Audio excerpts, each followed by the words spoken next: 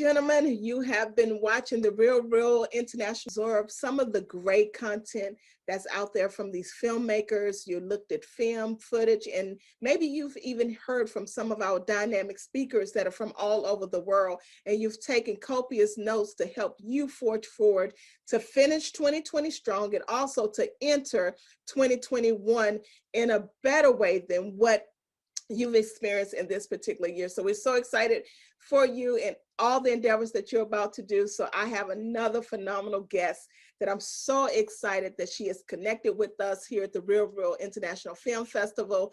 And she has her own women's in Film network. Their own group is called Brilliant Women in Film, which we know we have some sisters out there that are doing some great jobs. They're editing, they're color correcting, they're filming, they're directing, they're doing all these great things.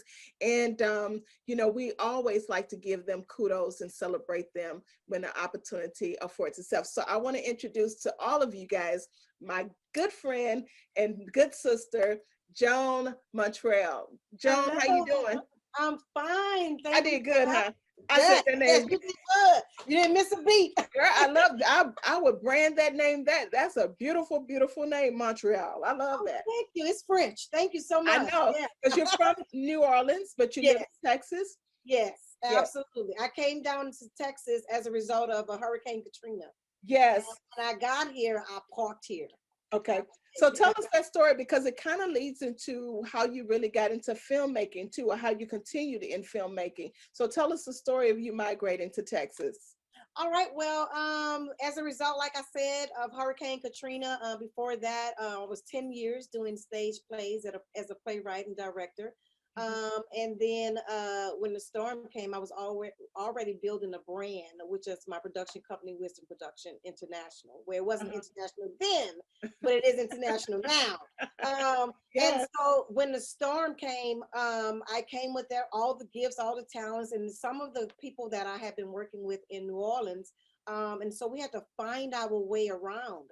But when I got here, I seen that there was so many things going on in media, in the arts entertainment it was just blowing up down Yeah. here. Yeah. And I said, oh my goodness, this must be the next level that God has called me to. So while I had everyone calling to see if I was coming back home, you know, the Lord was kind of like directing me to stay because this was the next level. And so after that, when I came down here, I got a job at the Boys and Girls Club. Worked at 3 of those locations. I taught drama and Okay. youth education director. And then after that, I said, you know what? I need to get into film because I see all these short films. I said, I've Yes. never written one before, but I'm interested. And Mhm. so I guess it's the next step when you're a playwright. You Yes. just move over to the film world. And Yes. so I wrote my first short film and I filmed it, I wrote it, I produced it, and I edited it. And I said, okay, Wow. we're doing pretty good. And then at Boys and Girls Club, where I was, you know, at that time when I edited, it was like we had the Sonys. My husband went out and bought some Sony JVCs. Yes. And so we didn't know about sound. So we had camera sound. And so we said, you know what, we need to do better. And so as I was teaching the classes at the Boys and Girls Club, then I ran into LaMarcus Tinker, and you probably would know him from Cougar Town, Friday Night Lights, things like My First Love or My Yes. First Sight. So I ran into him, and we coupled up, and I said, hey, I got this web series Uh-huh. that I want to do. And he said, all right, well, you know, let's check it out. Let's see. I said, would you co-write with me? And he did. And so we wrote Bayou City together. It was 7 episodes. We used my entire family to do it in Friends. It was actually a SAG production. And See? yes, and we put it on YouTube, and that's how we got started. And then the next thing I did was feature films. Okay. I started writing That feature is films. phenomenal. That's how I end up here. And you know what? The funny part about it is when you're first dabbling and trying to get your footing as to what you really want to do, the best people, guys, if you didn't know, are your family and friends. Practice on them first because, you know, you can tell them what to do and you can, you know, make all the mistakes. So, you know, I mean, I had a fun doing that as when we did Exit to Freedom. We pulled in family and friends and some other people, and you just make it work. But you said when you did, you edited a film, you directed a film, you shot the film. I wanted to highlight that because many people don't realize that's a lot. Joan, that's quite a bit, being able to balance. So when you talk about having knowledge in all of these areas, what would you say is your sweet spot? Which one of those are your sweet spots? Writing. Writing. Okay. Absolutely, all the way around. I Wow. love to write because when you're going through trials and tribulations, you have to have somewhere to vent. And Sure. so instead of me running to substances and alcohol and things like that, I ran to God. And so Wow. in that, I started journaling. Mhm. And I didn't know that I was going to 3 years, a couple of years later, I was going to be writing books. Mhm. And so, in the midst of that, all this writing just kind of transformed into books and films. Yeah. Yeah. Yeah. Mhm. So tell us a little bit about brilliant women in film. Ooh, brilliant women Tell us in about those film. sisters. Well, after I did the short films and the feature films, and we got the films distributed, then I said, okay, so I found that in the industry that a lot of women were being taken advantage of on set. Okay. I found that men were very aggressive Okay. to women filmmaker who's behind the camera. Mhm. And I said, I want to do something different.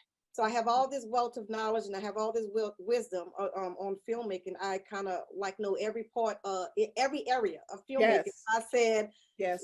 let me get some women in, let's train some women. And Mhm. so the first thing I did was I called a meeting for all the Houston writers, female writers in Houston, and Uh-huh. we all linked up together. And they came and I say, hey, I got this PowerPoint. We went through the PowerPoint and I was just kind of, giving them what the vision was going to be. So we Mhm. started off with the writer's room.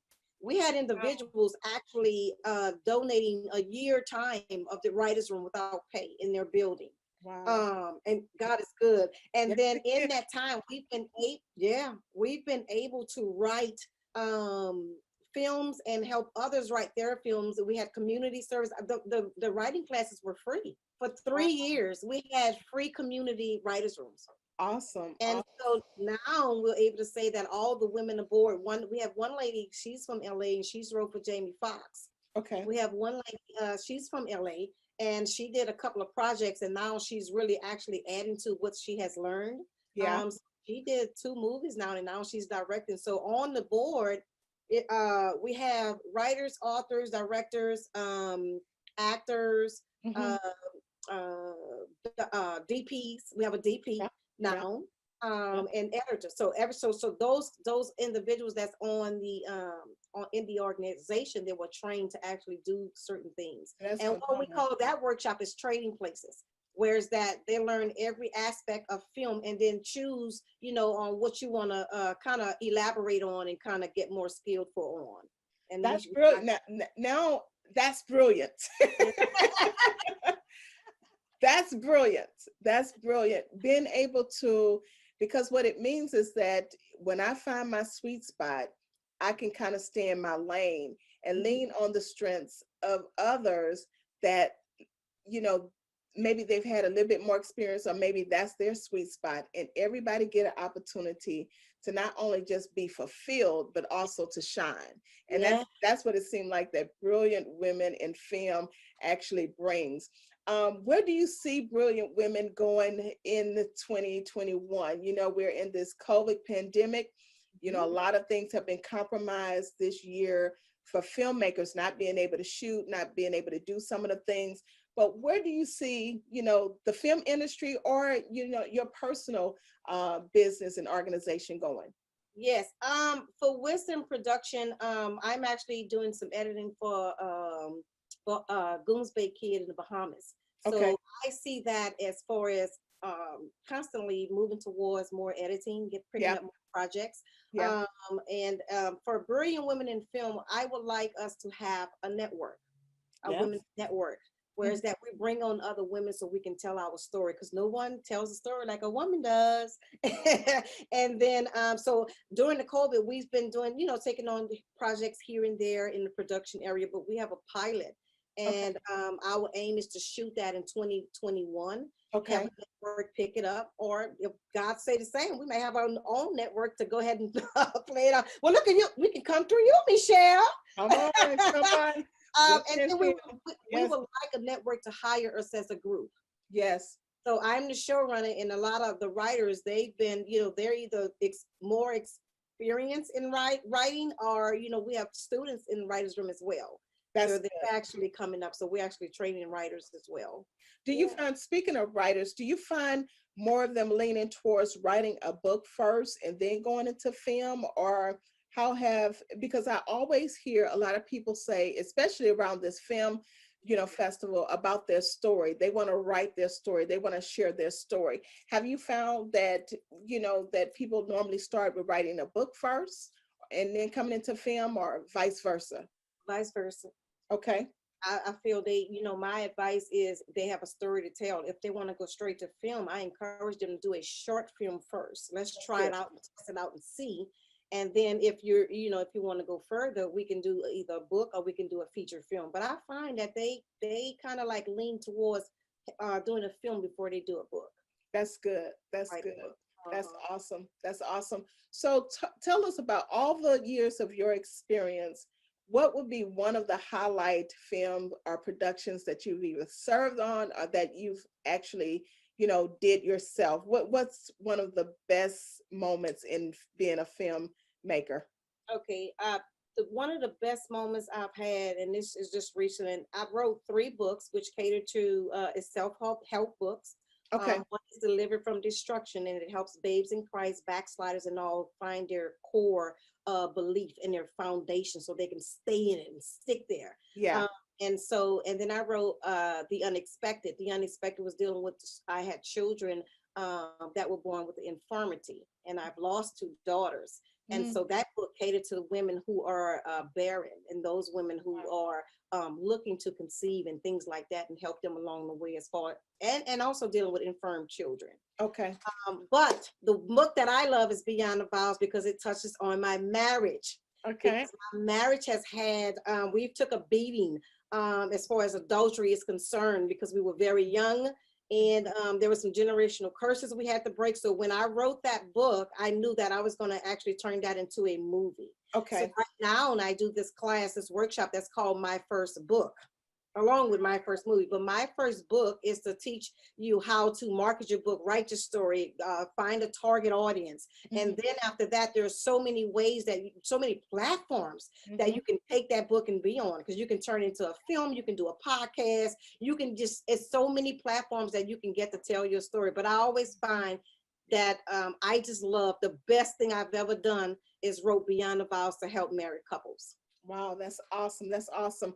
So how do people connect with you if they want to be a part of the Brilliant Women in Film, or if they want to write their first book, or they have some creative ideas? How do people connect with you? They can go to brilliantwomeninfilm.com and kind of send us a message on that they want to write their first book, and then we'll reach out to them and call them. We'll give them pointers. We'll consult them, have a consultation to find out what it is that they need. Yeah. There's we have so many individuals in the organizations that it's hard to park here and leave, because there's so many things, there's so many talented women in this organization, whereas that if you want to tell your story, we can help you do that from script to screen. Wow. Yeah. Wow. Yeah, and our motto is no story should go untold. And I love your motto, I got a story. Don't we all though? Yes, we do. I believe that every person has a story, from which point of view they tell it, whether it's from a fiction, or they, want to, kind of hide behind a person and not really reveal who they are. I just think at some point you have to share, because so many people are going through the similar thing that you've been through. And so to help them, and to just, for me, I think it's therapy. Yes. I know telling my story is therapy. Yes. It brings strength, it brings freedom, it brings somewhat of exoneration when you're able to tell your story, and getting people to see it from, and then you understand people a little bit better. When you hear their story, you say, oh, that's why she act like that. Yeah. Oh, she got a right to, behave like that, So, I commend you for the work that you're doing. Appreciate with brilliant women in film. I look forward to coming on board and joining and serving in any capacity. Just being a part of what you guys did. And before our film festival, you had a film festival as it. well, and you had some films that were brought in. So I believe in collaboration. That's the way that we really forge forward and really hit more ground, not just women being able to do it, but women of color, Yes. which speaks volumes that we're all gifted, all talented, and just honoring the gifts that everybody have. And one of the things our pastor says, honoring the differences. Oh, yes. Honoring the differences is another great place where we can soar and really blossom into who we've been called to be, is Yeah. when we've been able to do that. So definitely I commend the work that you guys are doing, and I look forward to keeping in touch. And thank you so much for being a part of the Real Real International Film Festival. So guys, this is Joan Montreuil from Houston, Texas, by way of New Orleans. We have stolen her, and so glad that she's here. She has a dynamic team and a dynamic crew of women that she works with, and I can't wait to meet them all. And guys, go ahead and hit the hashtag RRIFF. Make sure you connect with us so that this particular interview can trend along with the other content. We want people all over the world to see and to meet Joan and to, just get an idea on what true collaboration with brilliant women in film is all about. God bless you, and keep watching the Real Real International Film Festival, and we'll